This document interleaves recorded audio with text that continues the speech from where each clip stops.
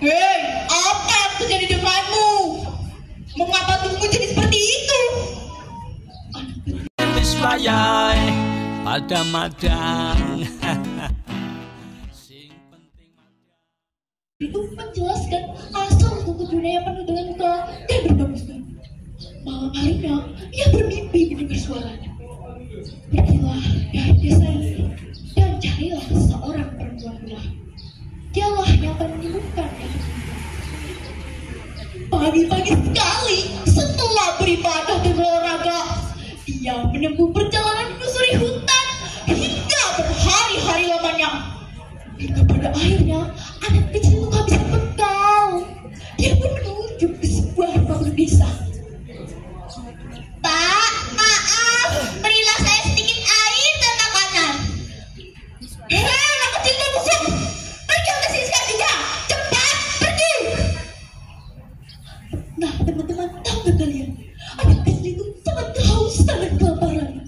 Dia melihat sebuah pesta di kampung. Ketika dia datang, orang-orang langsung mengusirnya. Dengan tubuh lemas, ia berjalan ke tepi desa menuju ke sebuah gubuk. Nek, maaf, berilah saya seteguk air saja.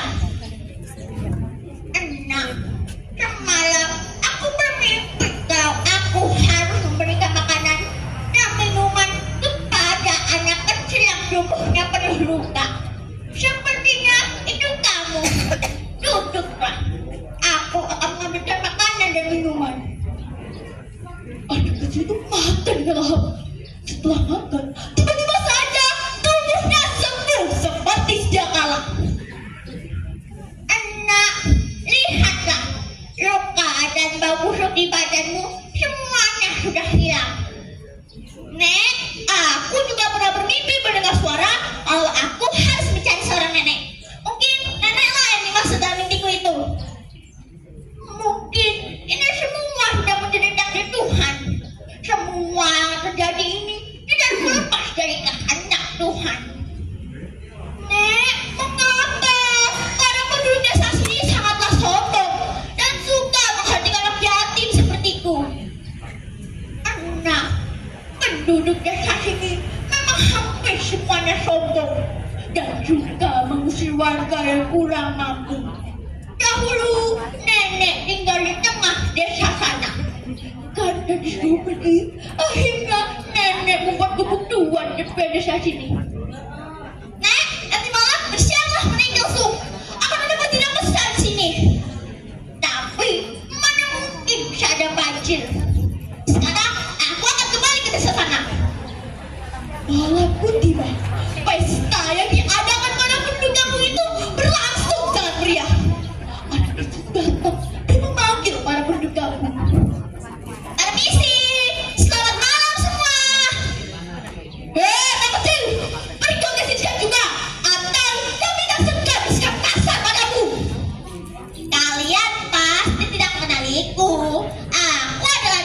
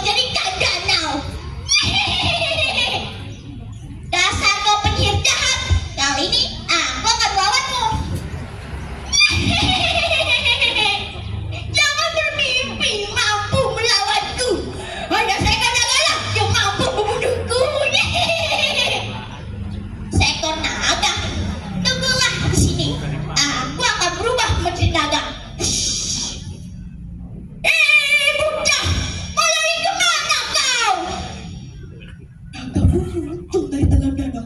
Nesihir pun ketakutan. Hei kaum Nesihir, sungguh sia-sia hidupmu hanya kau gunakan untuk berbuat jahat. Maka terimalah hukumanmu. Teman-teman tahu nggak? Naga itu menjulur-julurkan lidahnya dan mengeluarkan api yang sangat panas dari dalam mulutnya. Aduh, dalam, aku terbakar. Dalam, panas, panas. Apa yang terjadi teman-teman? Nesihir pun mati seperti naga teman anak kecil itu. Masih dipercaya hingga saat ini. Cerita yang akan Naila bawakan kali ini berjudul Tragedi Sabtu Pahit. Cerita ini diambil dari buku elektronik Cerita Rakyat Jawa Tengah yang diterbitkan oleh Balai Bahasa Provinsi Jawa Tengah yang kemudian disadur oleh ibu guru saya sendiri. Siap mendengarkan ceritanya? Oke, begini cerita. Pada zaman dahulu, di wilayah Banyumas, ada seorang adipati yang gagah dan berani. Dia adalah Adipati Wirasaba. Adipati Wirasaba mempunyai seorang putri yang sangat cantik. Ia bernama Nisukesi. Nisukesi sebenarnya sudah pernah menikah dengan putra dari Ki Demang Koeleka yang bernama Denmas Windang. Namun Nisukesi tidak pernah mencintai Denmas Windang dan lebih memilih kabur dari rumah Denmas. Adipati Wirasaba terkejut melihat anaknya Nisukesi. Ayahanda, maafkan aku karena aku tidak pernah mencintai Denmas Windang. Batinku merasa tersiksa selama bersamanya. Aku lebih senang jika menjadi selir Sultan Bajing. Mendengar penjelasan Nisukesi, Adipati Wirasaba langsung mengantarkan Nisukesi kepada Sultan Bajang Hadiwijaya untuk menjadi selir. Setelah mengantarkan Nisukesi, Adipati Wirasaba pulang melewati pesisir utara, menaiki kuda dawet. Mendengar Nisukesi menjadi selir Sultan Hadiwijaya, Demang Koeleka merasa tidak terima dan menyusul untuk menghadap Sultan. Mohon maaf jika saya lancang Sultan. Nisukesi sebenarnya masih menjadi istri sang anak saya, Denmas Windang. Mendengar cerita tersebut, Sultan Hadiwijaya merasa sangat marah. Kemudian memerintahkan Sobala untuk menyusul Adipati Wirasaba. Sobala, cepat susul Adipati Wirasaba dan bunuh dia, karena dia telah membohongiku. Kemudian Sultan memanggil Nisukesi. Nisukesi! Nisukesi! Cepat datang kemari!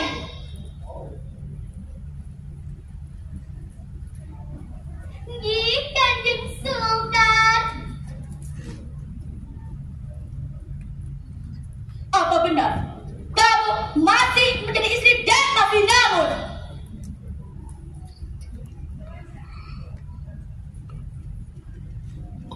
Benar, Sultan. Jadi selama ini kau dan ayah membohongiku. Kau sudah tidak suci, tidak suci.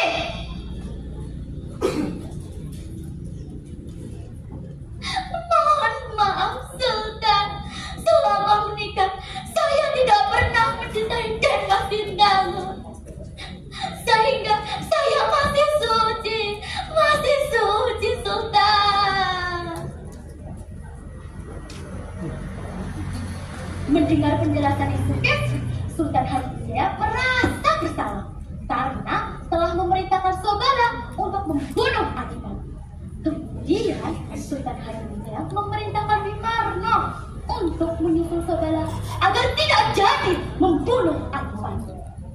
Halo penonton. Deg-degan apa enggak nih? Kira-kira apa ya yang terjadi selanjutnya? Naila juga udah deg-degan banget nih. Mau lanjut apa tidak? Mau lanjut? Oke, ayo kita lanjut. Saat itu, Adipati Wirasabah sudah sampai di desa aman. Hari itu, hari Sabtu pagi.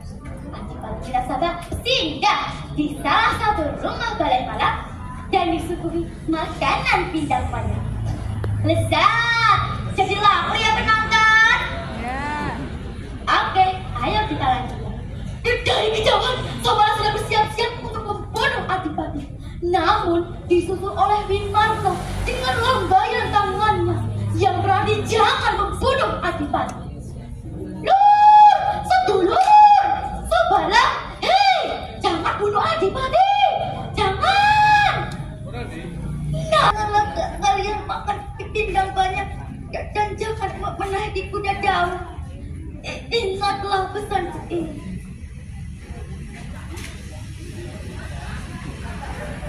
Nah, sudah berakhir cerita tragedi Sabtu pagi. Sekarang kita sudah tahu kan asal-usul mengapa kita sebagai masyarakat Banyumas tidak boleh bepergian di hari Sabtu pagi. Karena hari itu agak tidak baik. Semoga kita semua dapat terhindar dari hal-hal yang buruk ya. Uang Jawa aja, hilang Jawane. Uang Jawa aja, hilang budayane. Uang Jawa aja, hilang adate. Jawa dibawa, ningen di parane. Cukup sekian dan terima kasih. Wassalamualaikum warahmatullahi wabarakatuh. Selamat pagi Dewan Juri. Apa kabar hari ini? Insya Allah sehat ya. Kenalkan, saya Malika. Saya bersekolah di SD Negeri 1 Karangpitu, Kecamatan Sumbang. Aduh, hujan sudah lama tidak turun. Lahan pertanian tidak menghasilkan panen.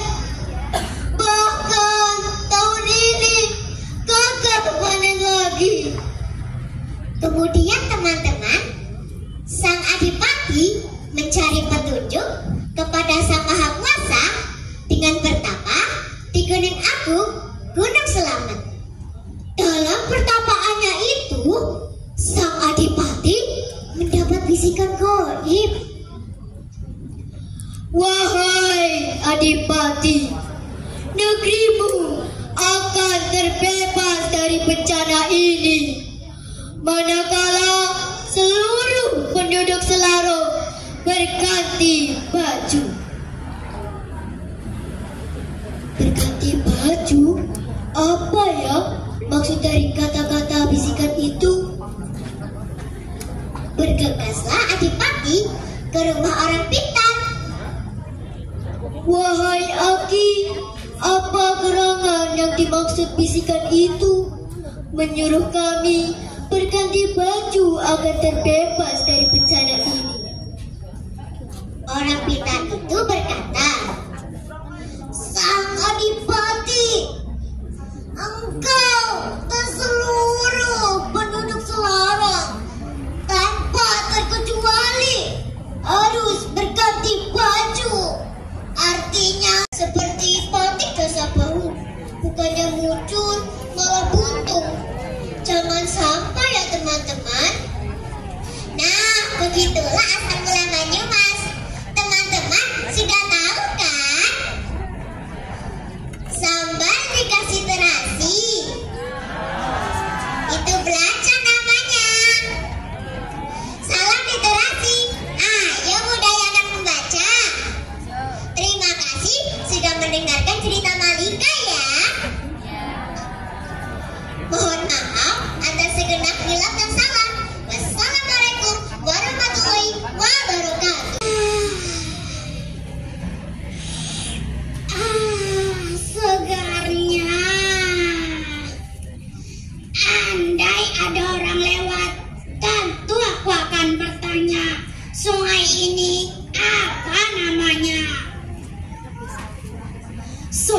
Arpusda. Setelah ia berujar, lewatlah seorang bapak-bapak berbadan tinggi dan tegap. Memikul rumput untuk ternaknya. Engkik, engkik, engkik, engkik, engkik. Tentu saja kesempatan itu tak disia-siakan. Maaf Kang, bolehkah saya bertanya? Iya, silakan saja, Kang. Sungai yang jernih ini apa namanya Kang? Oh, ini kali apa namanya, Kang? Sobat Arpusda, ternyata si perantau menganggap si pemikul rumput tak paham akan pertanyaannya. Ia pun mengulangi kembali pertanyaannya. Akan tetapi, Sobat Arpusda, si pemikul rumput tak menjawab dengan jawaban yang sama, bahwa sungai itu kali apa namanya. Si perantau merasa dipermainkan. Gimana sih ini? Masa pertanyaan dijawab dengan pertanyaan juga? Demikian pikir si perantau. Si pemikul rumput juga tak mengerti, Sobat Arpusda. Dia bingung bagaimana dia harus menjawabnya. Karena salah paham, pertengkaran pun tak bisa dihindari. Keduanya saling menyerang. Tak ada yang mau mengalah. Ketika pertarungan semakin seru, datanglah seseorang berjubah dan bersorban putih. Melihat pertarungan dua orang dan sudah terluka parah, bapak berjubah putih yang konon adalah Sunan Kalijaga segera melerai dan menanyakan penyebab perkelahian tadi. Sudah cukup bertarungnya. Apa penyebab kalian bertarung sampai terluka begini? Saya hanya ingin tahu nama sungai ini, Sunan. Namun dia menghina. Si perantau menjelaskan bahwa dirinya menanyakan apa nama sungai ini. Sedang pemikul rumput malah menanyakan pula apa nama sungai ini. Dirinya merasa dihina dan dipermainkan. Demikian pula si pemikul rumput tak mau kalah bicara. Ampun Sunan, saya sudah 2 kali menjawab dengan benar, tetapi dia malah marah.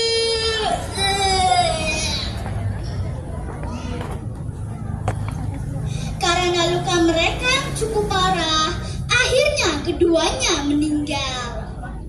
Sedang merenung, sedih hatinya karena tingkah jahat ayah angkatnya yang bernama Abu Lawang, yang merupakan berandal jahat yang membuat Jakamriung ingin meninggalkan rumah.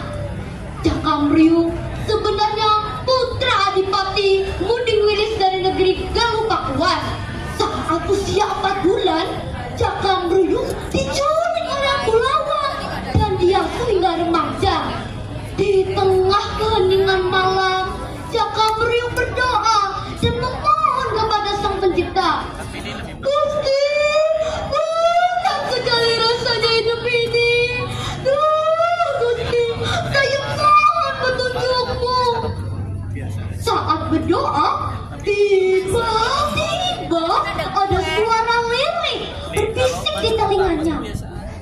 Meroyong, saat esok pagi tiba nanti, pergilah ke arah timur. Naikilah kuda Cawuk Meroyong, cepat sebelum matahari terbit. Saat pagi buta, Jakamriung bergegas dan menghadap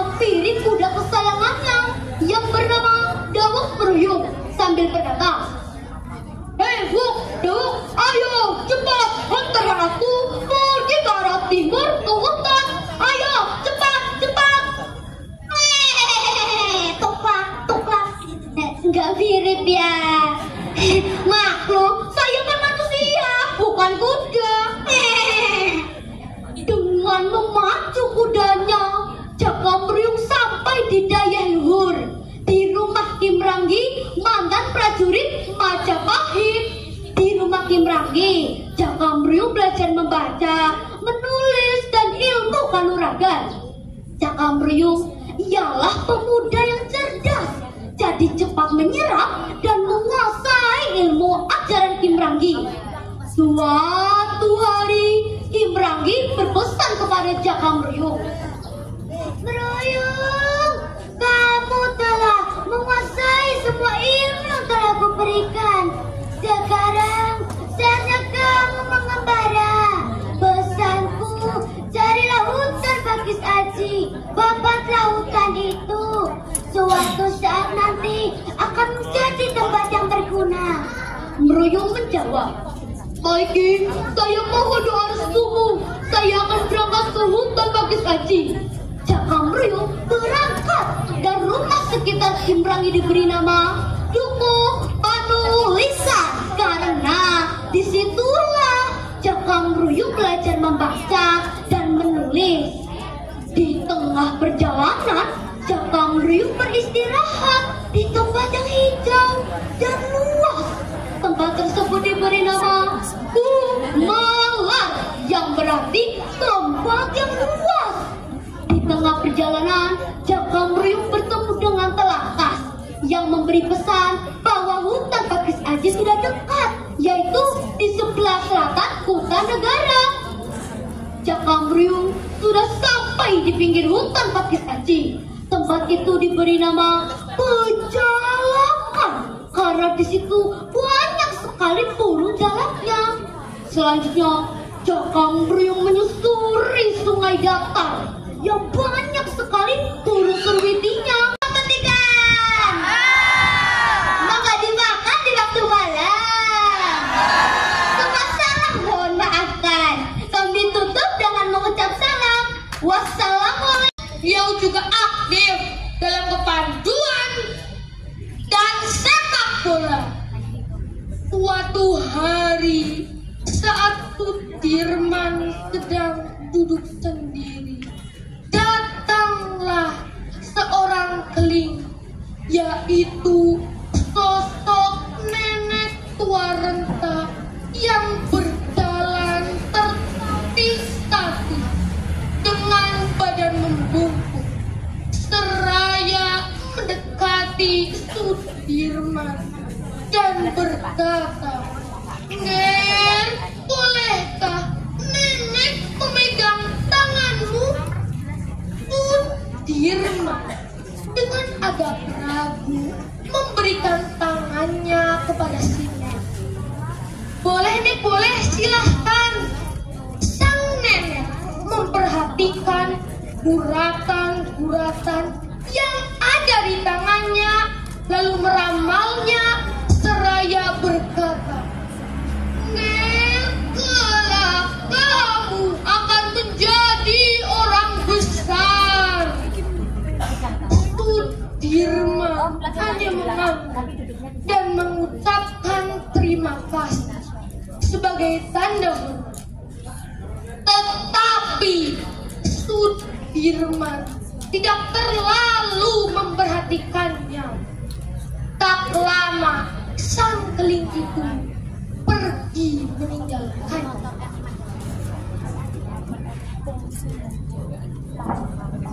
Sebelum beliau berpamitan kepada istrinya untuk bergabung dengan tentara pembela tanah air PETA pada masa pendudukan Jepang, beliau memiliki semboyan merdeka harus 100% dan pantang menyerahkan diri para penjajah.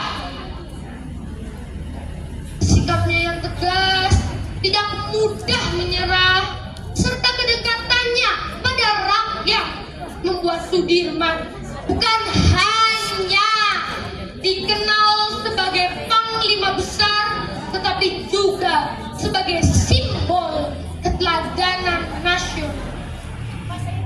Beliau memiliki ucapan terkenal, selama banteng-banteng Indonesia masih mempunyai darah merah yang bisa membuat secarik kain putih menjadi merah dan putih, maka uangnya diabadikan dalam berbagai bentuk, mulai dari patung, nama jalan, nama universitas di Purwokerto, dan bahkan nama bandara di Purbalingga. Sudirman tetap hidup dalam hati rakyat sebagai pahlawan yang mengutamakan cinta tanah air, keberanian, dan kesetiaan terhadap bangsa. Sudirman telah tiada, tetapi semangatnya akan terus hidup di dada setiap anak bangsa. Beliau telah mengukir sejarah bukan dengan tinta emas, tetapi dengan darah, peluh, dan doa. Demikian yang dapat saya sampaikan. Boyo yang berhari-hari berjalan mengikuti aliran Sungai Serayu masih juga belum menemukan mainan Dewi Anungsari. Ketika sampai di pinggir rawa, ada sebuah pohon besar. Dia kan pohon seperti ada benda yang tersangkut. Coba saya ambilnya.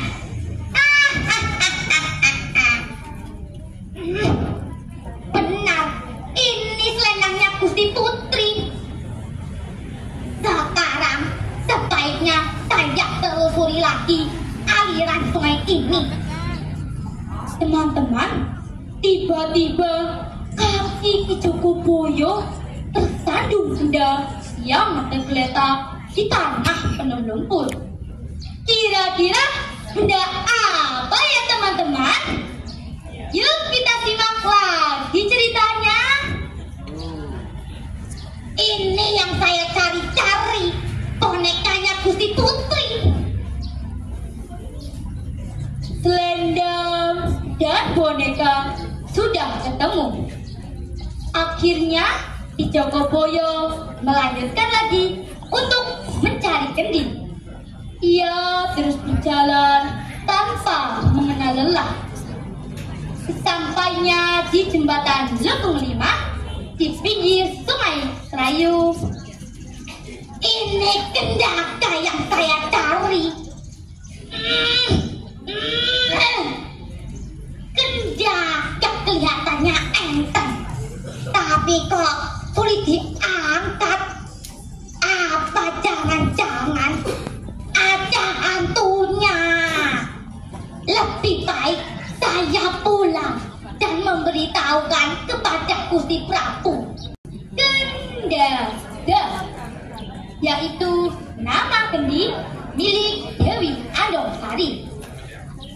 Nah, pesan dari cerita tadi, jadilah anak yang patuh, taat, serta selalu mendengarkan perintah dan nasihat orang tua. Jangan seperti Dewi Anungsari ya. Sampai berjumpa di cerita yang lain. Maulana Maghribi dan Gunung Kara. Kisahkanlah Syekh Maulana Maghribi, pangeran penyebar agama Islam, mengembara sampai ke Pancuran Pitu dan memberi nama Gunung Slamet. Hai hai hai. Assalamualaikum. Singgah sebentar di rumah Basir. meminta tomat dan pepaya. Untuk teman-teman yang telah hadir, salam hormat dari Anora. Teman-teman, selamat berjumpa kembali dengan cerita rakyat Banyumas. Hei, saya akan sampaikan sebuah kisah tentang Syekh Maulana Mahribi dan Gunung Kora. Disimak ya teman-teman. Pada zaman dahulu kala, terkisahkanlah seorang pangeran penyebar agama Islam dari negeri Rum Turki yang bernama Syekh Maulana Mahribi. Pada suatu hari, setelah sholat subuh, sang pangeran melihat cahaya berkilau keemasan dari arah terbitnya matahari. Sang pangeran tertarik akan cahaya berkilau misterius itu. Wah, lihatlah di ufuk timur sana, Haji Datuk. Teriak Pangeran Mahribi kepada pendampingnya. Ada apa, tuanku, di sebelah timur sana?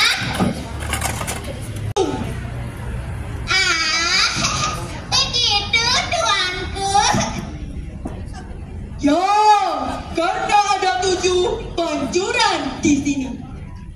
Teman-teman, begitulah kisah pengembaraan Syekh Maulana Mahribi dari negeri Rum Turki. Akhirnya pancuran itu menjadi terkenal dan sang pangeran dipanggil Mbah Atas Angin. Pangeran Mahribi juga memberi pendamping setianya gelar Rasuludi yang dalam bahasa Banyumas artinya Batur Kang Adi. Akhir kisah, desa tempat tinggal Mbah Atas Angin dengan Rasuludi menjadi desa Baturadi. Lalu Baturadi berubah nama menjadi Baturaden. Dan Gunung Kora diberi nama baru, yaitu Gunung Slamet. Ya, begitulah kisah Gunung Slamet dan Baturaden.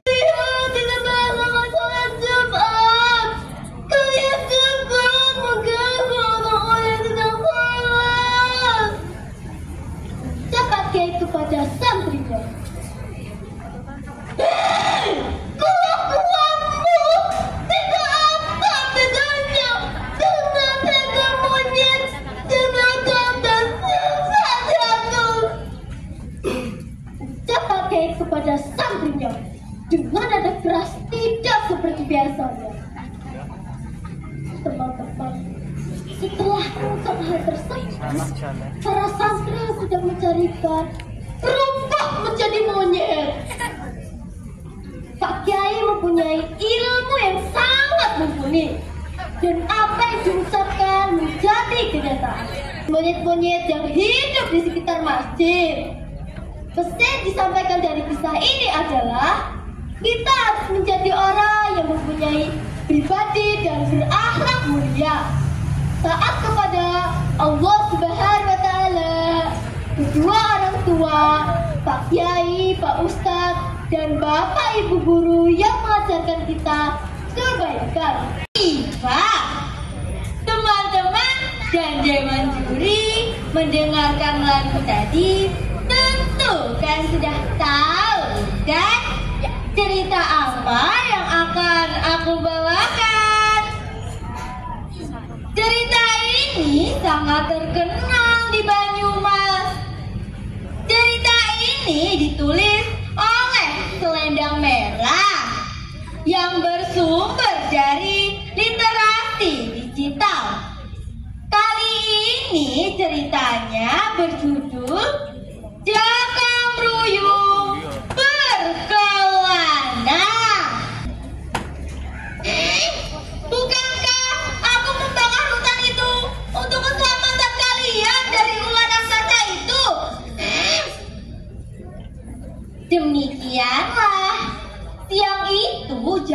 Ruyung dimasukkan ke dalam penjara Kadipaten Kutanegara. Kalian berkata padaku bahwa anak kandung kalian yang hilang belasan tahun mempunyai toh warna hitam di lengan kirinya.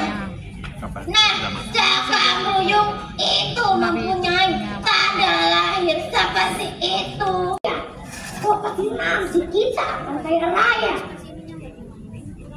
Di sore itu ada seorang parubaya yang melintas di desa Pager.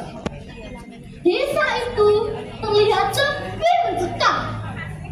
Para penduduk desa tidak berani keluar rumah pada malam hari, karena desa itu masih disambangi begal atau perampok yang kejam.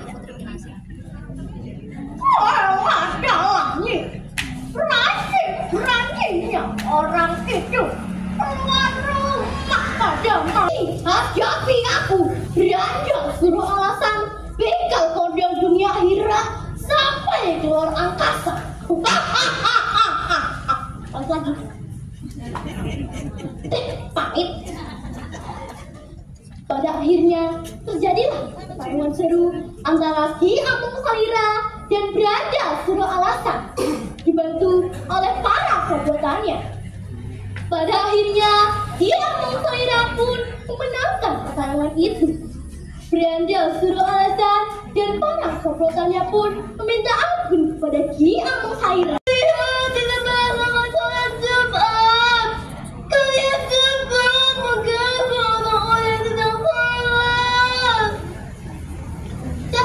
Kepada santrinya, Kelakuanmu tidak apa bedanya dengan seekor monyet jenaka dan sisa jatuh. Pakai kepada santrinya dengan nada keras tidak seperti biasanya. Teman-teman, setelah mengungkap hal tersebut, para santri yang sedang mencarikan berubah menjadi monyet. Pak Kiai mempunyai ilmu yang sangat mumpuni, dan apa yang diucapkan menjadi kenyataan. Monyet-monyet yang hidup di sekitar masjid. Pesan disampaikan dari kisah ini adalah kita harus menjadi orang yang mempunyai pribadi dan berakhlak mulia, taat kepada Allah Subhanahu wa Ta'ala, kedua orang tua, Pak Kiai, Pak Ustadz, dan Bapak Ibu guru yang mengajarkan kita kebaikan. Pak, teman-teman dan Dewan Juri mendengarkan lagu tadi tentu kan sudah tahu dan cerita apa yang akan aku bawakan.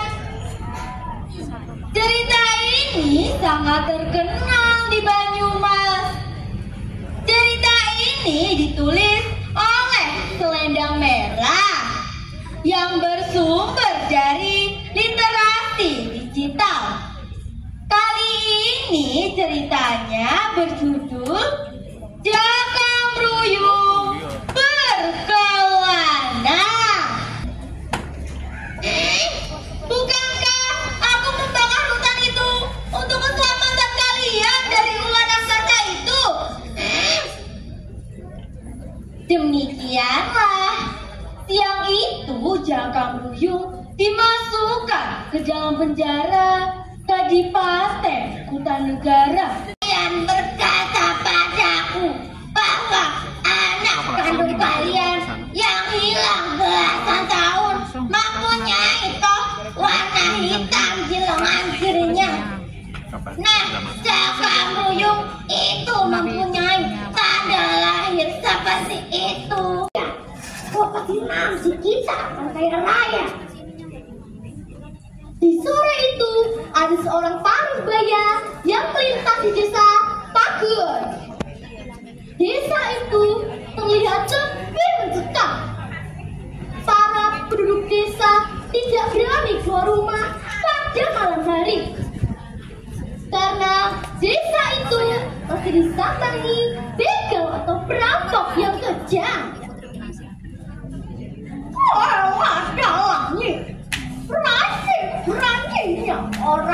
Waduh, keluar rumah pada mati. Hadapi aku, berandal suruh alasan bekal kondang dunia akhirat sampai keluar angkasa. Pas lagi. Pahit. Pada akhirnya terjadilah pertarungan seru antara Ki Amung Salira dan Berandal Suruh Alasan dibantu oleh para kobotannya. Pada akhirnya Ki Amung Salira pun memenangkan pertarungan itu. Berandal Suruh Alasan dan para kobotannya pun meminta ampun kepada Ki Amung Salira. Kutu hati aku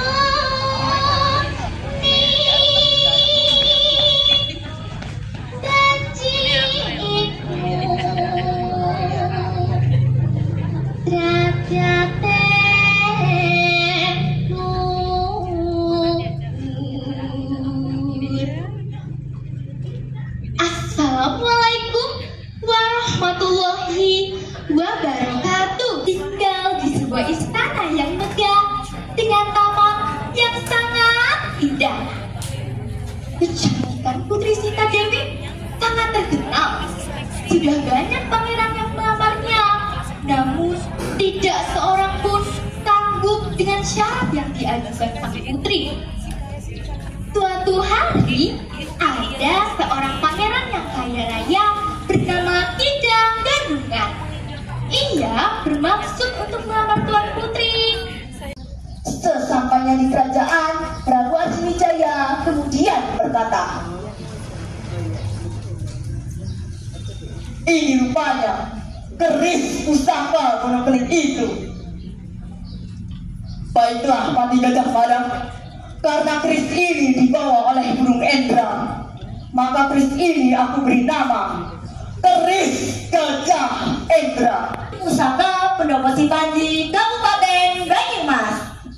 Dan biasanya keris ini akan dibawa saat kirap pusaka hari jadi Kabupaten Banyumas.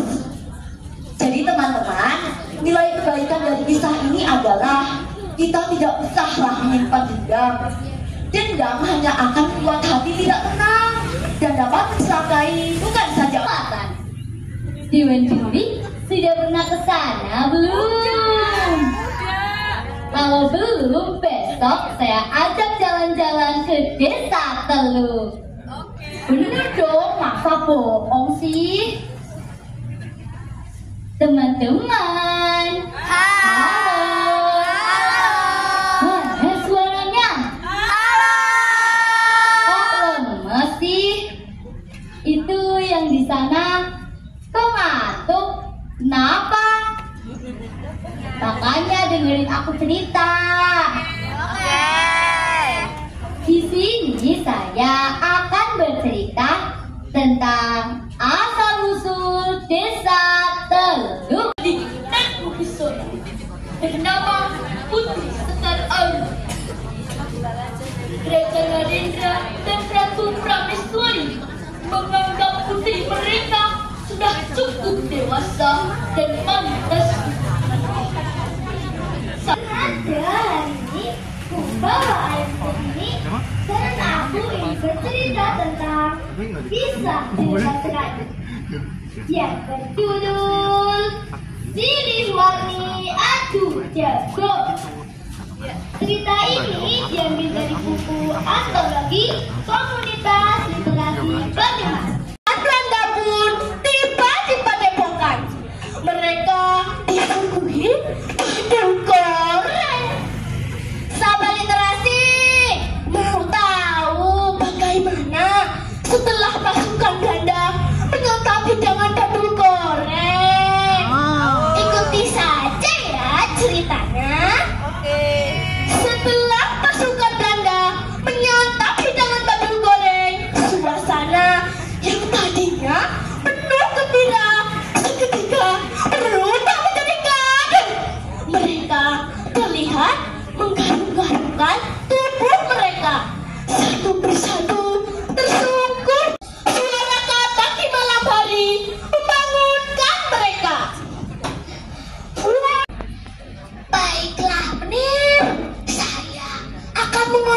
menghormati kalian. Tapi kalian harus pergi dari sini dan tempat ini untuk selamanya. Jika kalian melanggar janji ini, kalian akan mendapatkan hal yang sama. Itu syarat yang harus kalian penuhi. Eyang Rempo pun mengobati mereka dengan air lava muda hijau. Penasaran, tapi menggunakan kepintarannya. Sahabat literasi, jadikanlah membaca sebagai kebiasaan sehari-hari. Wassalam literasi. Wassalamualaikum warahmatullahi wabarakatuh. Waalaikumsalam. Wah, pas banget materinya. Setelah mengantarkan sang putri kepanjang, Adipati warga utama pulang ke Wirasaba. Pulang melalui jalur pesisir selatan.